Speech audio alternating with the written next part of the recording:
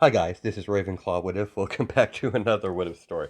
Now, this is my second attempt. The first time I recorded this, I forgot I had the microphones on, so yeah, that was a wasted 30 minutes of my time. But nevertheless, let's get on to this What If.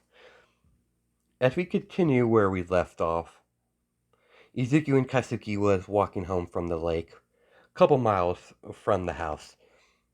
You know, sis, we'll get there a whole lot faster if we flew. I'll take a hard pass on that. If I'm going to be flying, it's going to be with my own cork. It's technically not flying. It's close enough I can get to flying without growing wings, unlike you, brother. And I know that look. Don't you dare suggest I use magic. You're no fun. I don't know why you're so reluctant to use your magic. It's quite a gift, and you're quite good at it. I won't use magic for such a trivial matter. You know the old hag gets about using magic for meaningless things. Yeah, Mother Misky has always been strict when it comes to magic, and that's why I'm not using it. The last thing I want is her on my ass. Wow, the girl that will literally explode anyone up for for pissing her off. Will not use magic to fly home. Hilarious. Keep laughing, bird brain, or I might give you a personal experience with my explosions. You might want to look down, sis. Katsuki's eyes widen as she's hovering in the sky a little bit from her burst of anger. Do not say a word. This never happened. Do we understand each other a little, brother? And lose that grin. Lose that grin of yours, party pooper. I might like to push your buttons, sis. I have no intention of telling anyone, so you don't have to worry. Oh shit. She finally realized that she threatened her little brother. Izuku, I'm sorry for threatening you. You just pissed. I just lost my anger for a while. I kind of have problems with my anger. You know that. Yeah, that's no big deal. I've already forgot about it. Seriously, you're just gonna drop it? You're just gonna let it go like this? Sure, why not? If another person were in my shoes, they would be either scared of you or pissed at you. I'm neither. It might be because I'm a fallen angel. Haven't met any other fallen angels outside of my mother. Don't know if threatening each other is a normal activity for my species. That might explain why you keep throwing light spears at Mother Inca. It's a fun game me and Mom plays. If I'm able to kill her, I win. As Izuku has a smile the whole time he said that sentence, and our mother called me the unstable one. Ah, good, we finally arrived, sis. As Izuku arrives at as Izuku has a mischievous grin on his face. Katsuki didn't see the grin. She didn't catch the grin on his face. She is unaware of Izuku's current motives. But Katsuki did notice the way he's been acting. She knows he's up to something. This part of Izuku scares her. The pure viciousness, the pure viciousness Izuku can be when he switches into this. When his personality switches into that type of personality set, basically. When he got to the door, he opened it up. Brother and sister sees Inko drinking coffee because she was drinking coffee and looking at the clock. I think it's getting pretty late. I think it was getting worried about Izuku. Izuku created a green light spear behind his back. As he steps into the kitchen with a smile on his face, as he lunge, as he launches the light spear towards Inko's direction, Inko simply catches it in her hand as she examines it while she's drinking coffee. How was your flight, dear? Relaxing, mother. Your light creation is improving. You almost cut me this time. You're getting better. Maybe one day you will actually kill me. As Inko says that last sentence with a smile on her face, of course, Mother. It would be my extreme pleasure to end you. As Izuku has a similar smile on his face. You still mad, son? No, I'm not mad. I'm over it. I'm going to head to bed now. As Mitsuki walks in the room, it warms my heart to see you two get along so well. You can't be serious, Mom. I know for the fact that this game they play with each other, it's not healthy. Even I see that. Sweetheart, your brother and Inko are part of this family. That will never change. But that said, they're fallen angels, dear. They're different from us. It's best not to dwell on it. Inko drank her coffee, the last of it, as she got up from her seat, as she places the mug into the dishwasher. As she walks to the Misky, kiss her on the cheek. I'm head to bed, sweetheart. And, daughter, you have a good night. As Kazuki says goodnight to her other mother, Mother Inko, basically, you're in a good mood, dear. Of course. I'm in a good mood. Izuku's improving. As she goes off to bed, as we cut to the next day, Izuku is standing in front of the door of the classroom, waiting for the teacher to call him into the class to introduce himself to the rest of the students in the classroom. Not to draw suspicion, he took the last name of Bakugo. As a fallen angel, he doesn't really have a last name. The last thing he needs is someone to start asking questions, especially from humans. He didn't mind the last name, though. He was quite fond of Mother Mitsuki, his other mother. Outside of his other mother and his sister, he doesn't really have a high opinion of these humans of this world. He's always been disinterested in humanity in general. Izuku has always found humanity very temperamental and too quick to anger. Izuku is fully aware of humanity has a great capacity for kindness. It's a shame that their kindness is overshadowed by their arrogance of their abilities that they call quirks. He's seen that display many times in his sister, his elder sister, Katsuki. The teacher called for Izuku to come into the classroom, breaking him from his inner thoughts. Because of Izuku's intelligence, he was placed in the same classroom as his sister, even though he's 1 year younger. Attention, class, we have a new transfer student. Join our classroom today. Please introduce yourself to class, dear. Of course, Sensei. My name is Izuku Bakugo. It's a pleasure to meet you all. The last name did get a lot of questions asked. Several students asked if he had any relation with Katsuki Bakugo, because she's well known from the class. Yes, she's my elder sister. As the teacher cut off all further questions, that's enough, class. The teacher directed Izuku to sit in the empty seat right next to his sister. His first day of school went without a hitch, until he got to lunch, where he overheard a couple of students gossiping about this latest, well, hot topic of school. Guthrie rumors about a underground fight that's been referred to as Purgatory, a hotspot for low-tier villains and upcoming villains, but in reality it's meant for supernatural creatures. Izuku is unaware of that simple fact. Interesting. I'll have to check this, check this place out. Sounds like it's going to be fun.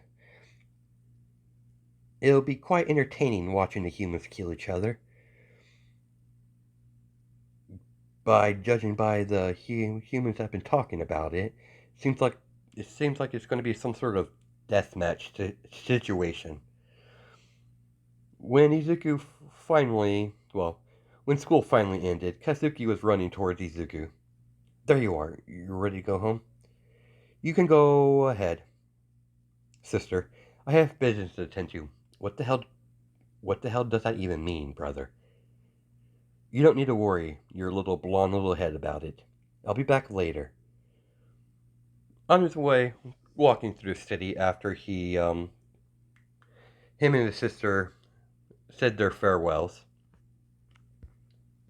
Izuku knows the same wolf that attacked him and his sister while he was in the forest is walking around in the city. Interesting. Let's see what those little pups are up to.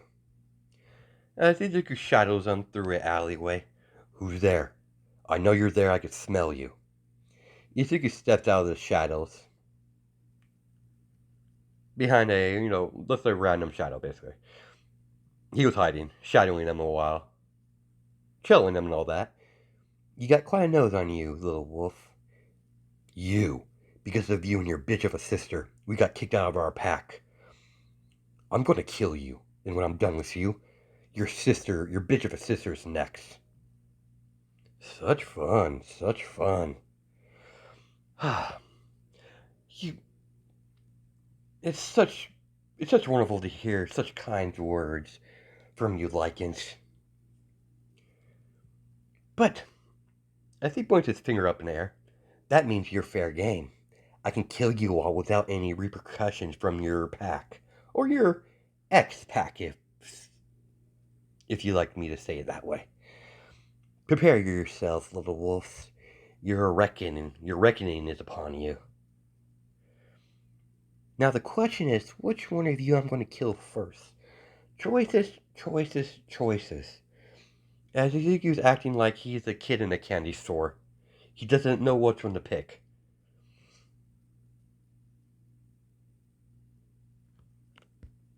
As he singles out the middle one, you. In a burst of speed, not even the werewolves could keep up. Well, keep up with him. He disappeared with one of the werewolves. Izuku's hovering in the sky, with his wings stretched outwards, holding the werewolf by the throat. You know, little wolf, I've always been curious. Let's see if we could prove this theory I've been wanting to check out. I wonder if your kind could fly, and I'm wondering if you could survive from this height. Let's find out, shall we? As Izuku loosened his grip, as the werewolf starts falling faster and faster as he hits the ground hard, leaving a small crater where he landed.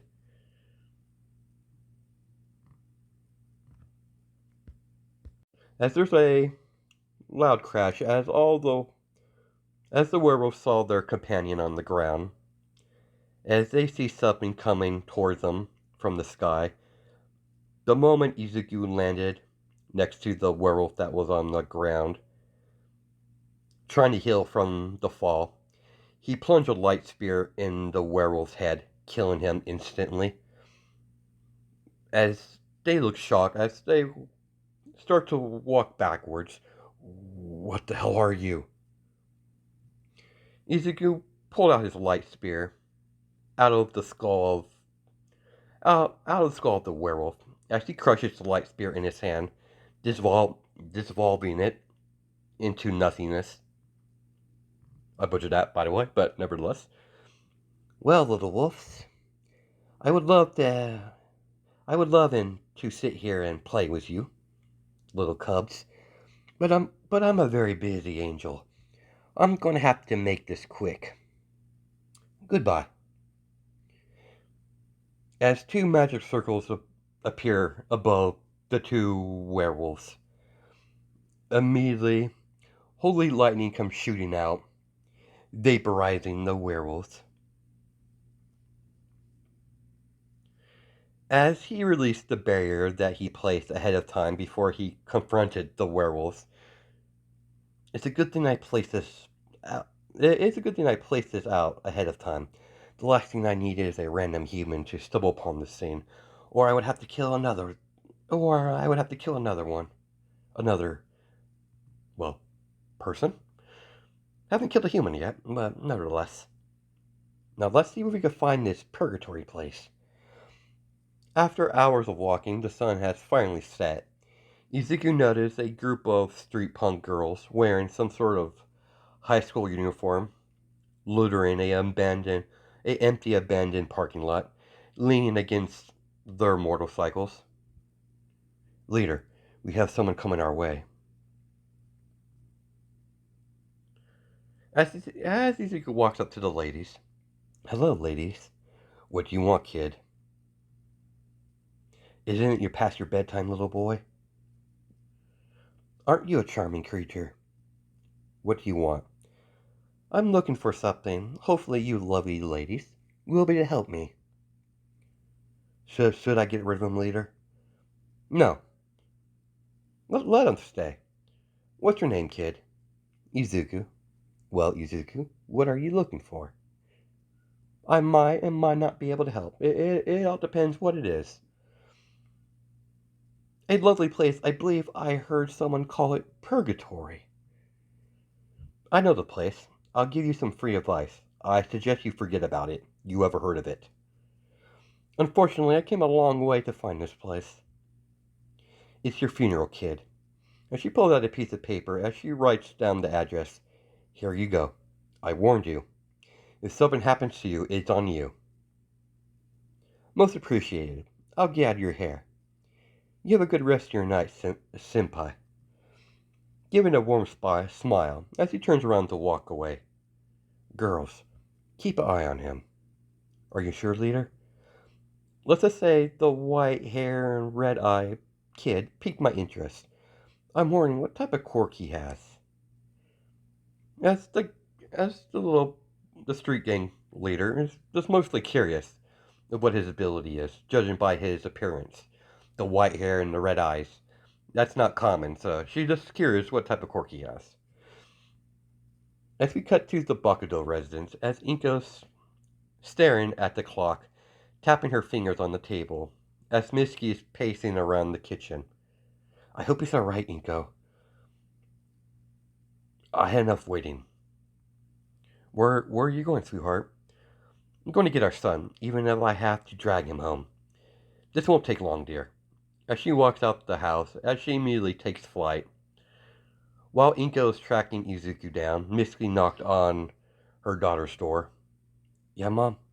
Did Izuku tell you where he was going? No, he never said.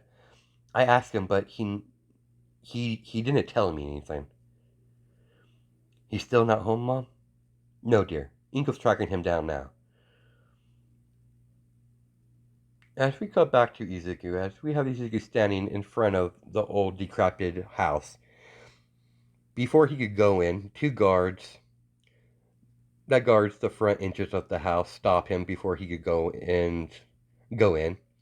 After handing them some money, they patted him down and allowed him to go in.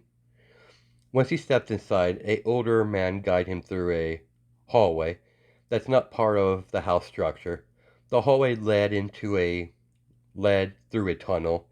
The tunnel led to an unknown location.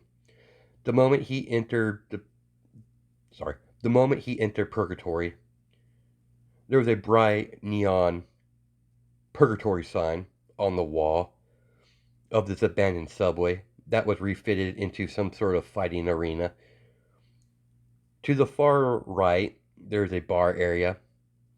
Scattered around the whole place is seats for the patrons to watch the fights that occur here every night. Izuku decided to watch the current match that was going on. He's still wearing his school uniform. He stands out like a sore thumb.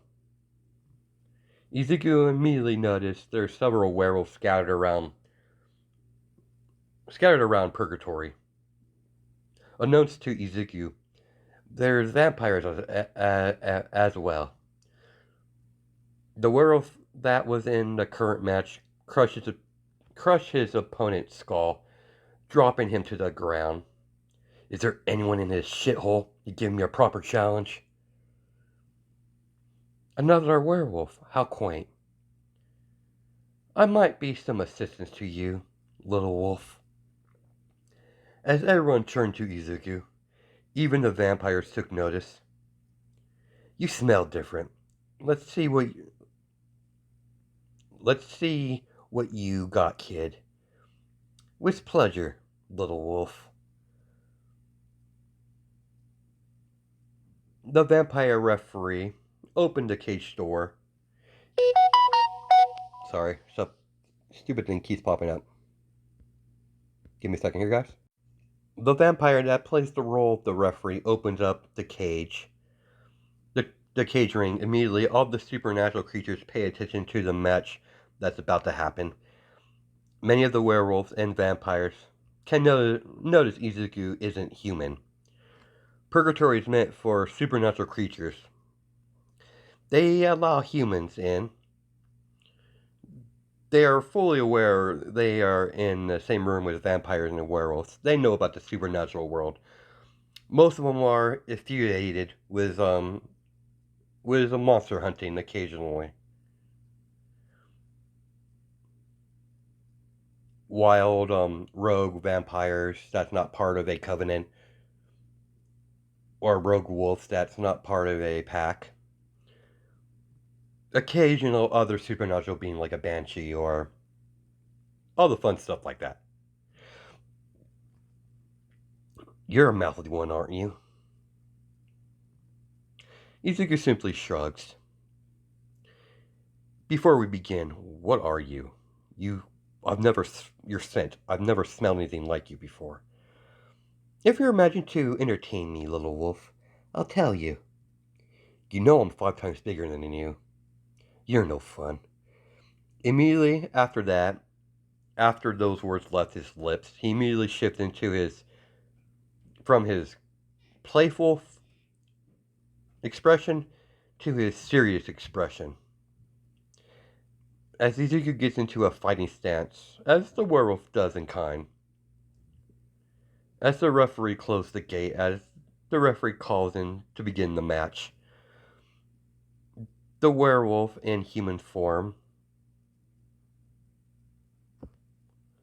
The werewolf in human form, through several combination strikes at Izuku. Izuku unleashed his own combination strikes in kind. Each strike that landed canceled each other out, as they both jumped backwards to gain some distance from each other. At the same time, they rush at each other as they lock hands in a struggle of physical power. His wolf opponent gets a cocky grin on his face. He's slowly pushing Izuku back. The werewolf was expecting to see a surprised expression on the kid's face.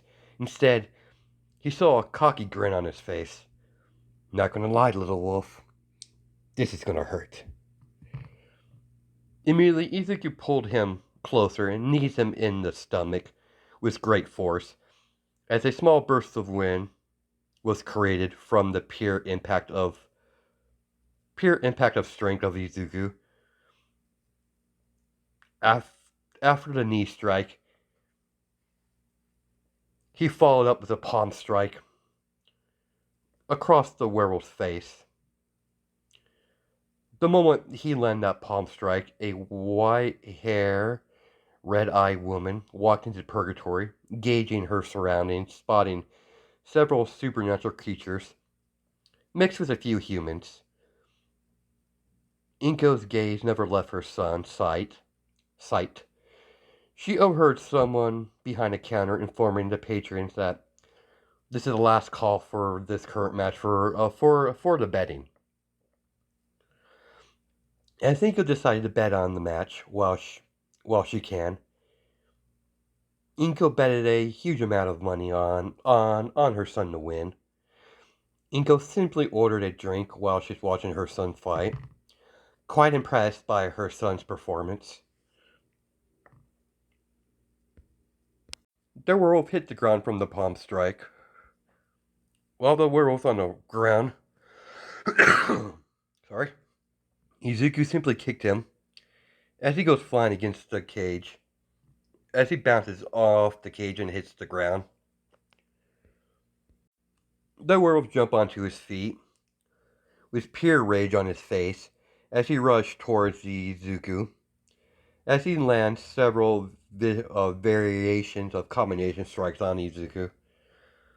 The werewolves jump in the air to strike Izuku with a Hail Mary. By his surprise, Izuku caught his fist with a firm grip on his fist. Izuku used his opposite hand repeatedly to hit the werewolf in the face, ending it with a vicious elbow strike, followed up with a high kick across his face. By the force of Izuku's kick, the werewolf's neck snapped as the werewolf drops dead as his body hits the mat or the ground. Well, I'll be damned. Maybe I overdid that a little bit. Oh well. One lost little wolf doesn't matter to me. The moment the cage door opens up, Izuku steps out to stretch. Well, that was fun. Well, as he looks at his watch, well, crap. It's getting pretty late. I'm probably going to get yelled at when I get home. I'm most likely going to be in trouble. It's a good thing Mom doesn't know about this. As Izuku felt a hand on his shoulder. You're in trouble, all right. Mom, how's your night going? She flicked Izuku on the forehead. We'll talk when we get home. Despite you not coming home right after school, I'm in a good mood. I won quite a bit of money off this little incursion of yours. Don't tell me you bet on my match. Damn straight I did, son. This income will help us greatly. I take it I'm going to be grounded? Oh yeah, you're going to be grounded, all right. We will leave before we expose ourselves any more than what you already have. Last thing we need is the vampires to get notice of what you are and what we are. I really don't like to deal with bloodsuckers. Now, come on, let's go home, and I'll figure out what punishment you're going to have once we get there.